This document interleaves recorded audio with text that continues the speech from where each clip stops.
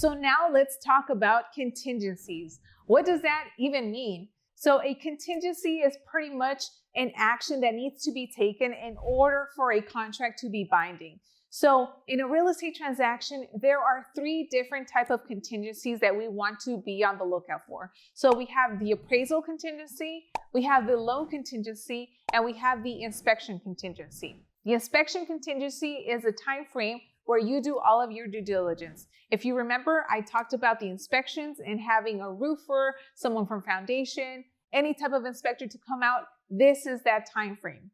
Depending on where you're at or what your agent negotiates, the contingency period might be 10 days, or it might be 17 days, or it might be more or less than that.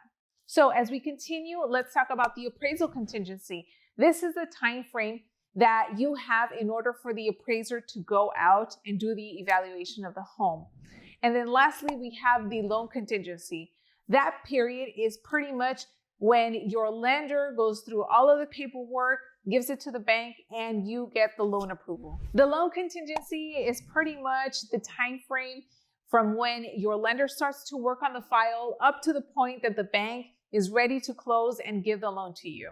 That is just pretty much the summary of it. You guys can go on Realtor.com tips for buyers section to get a lot more information on the details of a transaction and contingencies. Now, one thing I do want to note is that during the time frame of the contingency period, if something does come up as a red flag and you decide that you no longer want to continue, you can absolutely cancel and be given your deposit back.